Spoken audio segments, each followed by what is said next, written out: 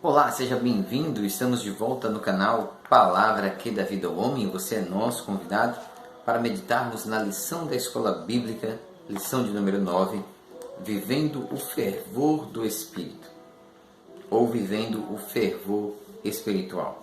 O texto áudio diz assim: E não vos embriaguei com vinho em que há contenda, mas enchei-vos do Espírito. Efésios 5:18.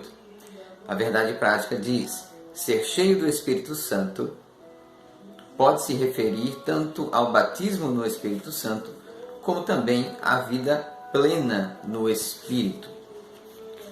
Nossa leitura em classe se encontra no livro de Efésios, capítulo 5, versos do 15 ao 20, que diz assim: Portanto, vede prudentemente como andais, não como nécios, mas como sábios, remindo o tempo, porquanto os dias são maus. Pelo que não sejais insensatos, mas entendei qual seja a vontade do Senhor.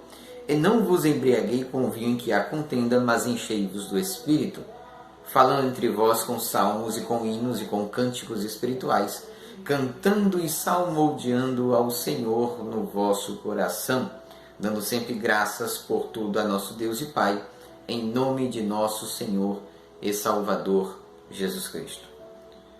Na introdução da lição, nós vamos observar que o comentarista ele vai fazer uma especificação em relação à questão de todos foram cheios do Espírito Santo, lá em Atos 2:4.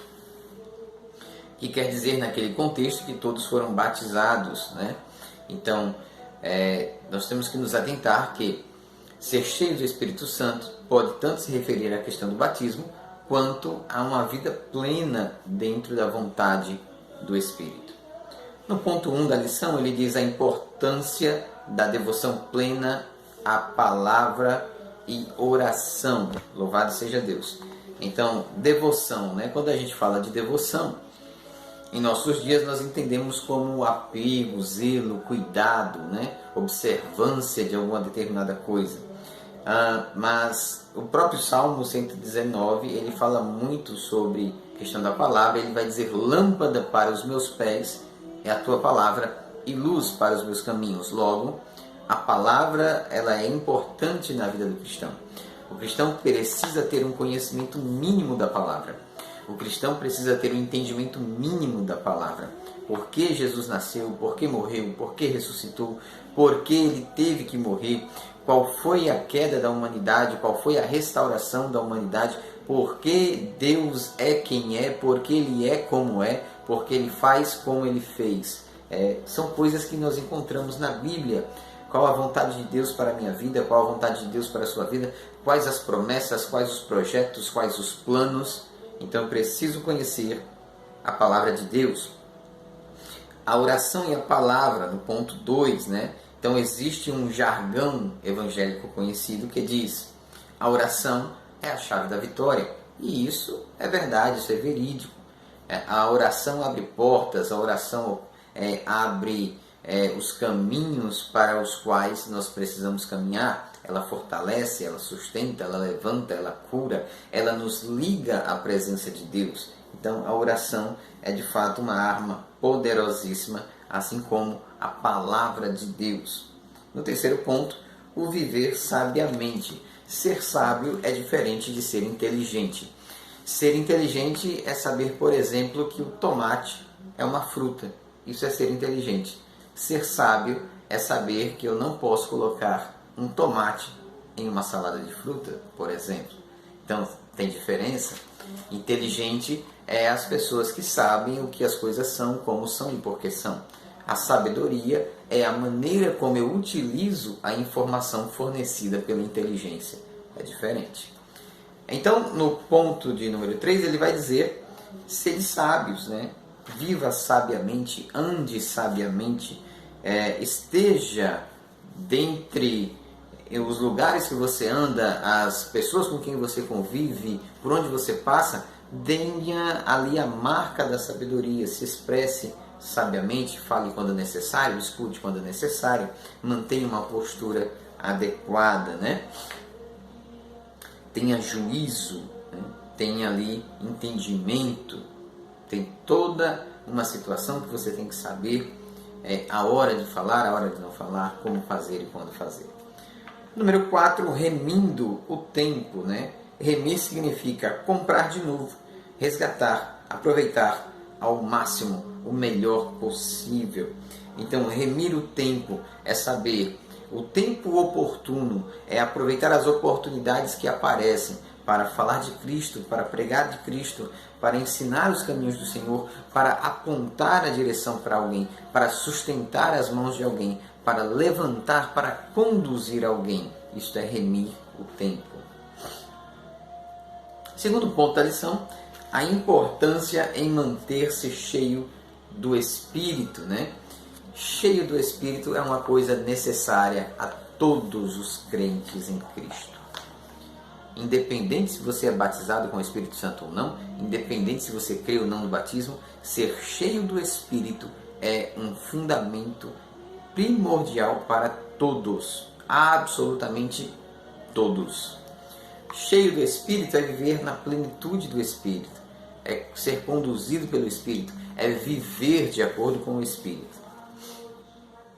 Primeiro ponto, ele vai dizer assim: e não vos embriaguei com vinho. Ora, os irmãos sabem que há um provérbio, Provérbios 23:31, onde o escritor ele compara a bebedeira como as consequências da picada de uma cobra. O veneno que aquela picada injeta no corpo do homem, dependendo da cobra, existem vários tipos de cobra, vários tipos de veneno, mas todos trazem malefícios e podem conduzir à morte. A bebedeira, ela conduz à embriaguez. A embriaguez é um problema que destrói o homem. Quando nós estamos embriagados, nós fugimos da nossa situação normal. Tem gente que quando está bêbado fica corajoso, fica valente, fica rico, fica falador, fica brigão, fica famoso. Tem gente que quando está no auge do poder do álcool, ele é influenciado e libera ali as suas emoções ou os seus sentimentos contidos, as suas mágoas, as suas frustrações, e as consequências daquilo ali aos que estão à sua volta é destruidora. Segundo ponto, no lugar de eu me embebedar com vinho, eu vou me encher do Espírito, né? Enchei-vos do Espírito. Encher do Espírito significa andar na dispensação do Espírito. Significa andar de acordo com o Espírito. Significa fazer a vontade de Deus. Significa estar cauteloso, vigilante, orando ao Senhor e se guardando das más coisas, fugindo da aparência do mal. Ponto 3. Não confundir o batismo, não confundir com o batismo no Espírito Santo, né? Então a evidência do batismo com o Espírito Santo é falar em outras línguas. Ser cheio do Espírito Santo é você ser um homem piedoso, bondoso, longânimo, benigno, que guarda os mandamentos de Deus, que pratica o bem, que ajuda o próximo, que ama o seu semelhante, que procura esforçar-se para apresentar a Deus em sua vida para aqueles que o cercam. Então, síntese do tópico 2, viver cheio do Espírito é o oposto de viver em contendas, em confusões, em brigas, em escândalos. Ponto 3, vigilantes contra a frieza espiritual. Você deve se lembrar de que um dos requisitos para compor o grupo dos 7 diáconos era ser cheios do Espírito. Então o diácono ele não pode ser qualquer pessoa, ele não pode ser qualquer um, ele precisa ter ali as características de um homem cheio do Espírito Santo. Primeira característica, testemunho transbordante. Ou seja, você tem um testemunho, você dá um bom testemunho, as pessoas falam bem de você, as pessoas testificam de que você é um homem de Deus, um servo de Deus. Segunda coisa, dar graça em tudo, uma vida agradecida, uma vida de gratidão, uma vida de proximidade com Deus, isso é importante. Uma vida de sujeição, né? Tem gente que quer mandar, mas não quer ser mandado, quer impor, mas não quer se submeter. Então, os diáconos eles estavam sujeitos aos presbíteros, aos bispos da igreja, aos pastores da igreja, né? Então, ele tem um testemunho, ele é grato, ele é submisso, ele é um diácono, ele pode ser um diácono. Então, isso aqui são pontos primordiais, pontos importantes para evitarmos a frieza espiritual em nossas vidas. Síntese do ponto 3, o testemunho transbordante, a vida de gratidão e de submissão identificam um crente cheio do Espírito. Concluímos então, meus queridos irmãos, que precisamos estar cheios do Espírito Santo, termos uma vida plena do Espírito Santo e termos os frutos, as obras e os testemunhos de que buscamos a Deus e servimos a sua face. Que o bom Deus te abençoe, te guarde e te proteja, em nome de Jesus.